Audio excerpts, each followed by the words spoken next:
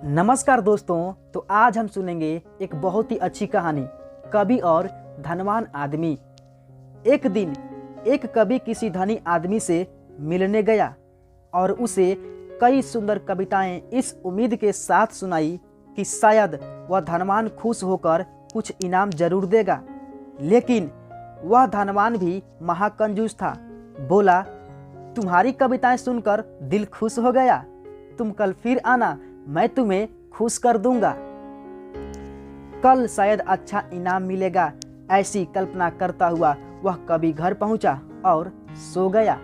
अगले दिन वह फिर उस धनवान की हवेली में जा पहुंचा। धनवान बोला, सुनो कवि महाशय, जैसे तुमने मुझे अपनी कविताएं सुनाकर खुश किया था, उसी तरह मैं भी तुमको बुलाकर खुश हूँ। तुमने मुझे कल कुछ भी नहीं दिया, इसलिए मैं भी कुछ नहीं दे रहा। हिसाब बराबर हो गया। कवि बेहद निराश हो गया। उसने अपनी आप बीती एक मित्र को कह सुनाई और उस मित्र ने बीरबल को बता दिया। सुनकर बीरबल बोला, अब जैसा मैं कहता हूँ वैसा करो। तुम उस धनवान से मित्रता करके उसे खाने पर अपने घर बुलाओ। हाँ, अपने कवि मित्र को भी बुलाना मत भूलना।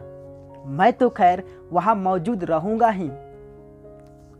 कुछ दिनों बाद बीरबल की योजनानुसार कवि के मित्र के घर दोपहर को भोज का कार्यक्रम तय हो गया। नियत समय पर वह धनवान भी आ पहुंचा। उस समय बीरबल, कवि और कुछ अन्य मित्र बातचीत में मशगूल थे। समय गुजरता जा रहा था, लेकिन खाने पीने का कहीं कोई नामो निशान न था। वे लोग पहले की तरह बातचीत में व्यस्त थे। धनवान की बेचैनी बढ़ती जा रही थी। जब उससे रहा न गया तो बोल ही पड़ा, भोजन का समय तो कब का हो चुका है, क्या हम यहाँ खाने पर नहीं आए हैं? खाना? कैसा खाना? बीरबल ने पूछा। धनवान को अब गुस्सा आ गया। क्या मतलब है? क्या मतलब है तुम्हारा? क्या तुमने मुझे यहाँ खाने पर नहीं बुलाया है? खाने का कोई निमंत्रण नहीं था। यह तो आपको खुश करने के लिए खाने पर आने को कहा गया था, जवाब बीरबल ने दिया। धनवान का पारा 7वें आसमान पर चढ़ गया। क्रोधित स्वर में बोला, यह सब क्या है? इस तरह किसी इज्जतदार आदमी को बेइज्जत करना ठीक है क्या? तुमने मुझसे धोखा किया है। अब बीरबल हंसता हुआ बोला, यदि मैं कहूं कि इसमें कुछ भी गलत नहीं तो? तुमने इस कवि से यही कहकर धोखा किया था ना कि कल आना, सो मैंने भी कुछ ऐसा ही किया।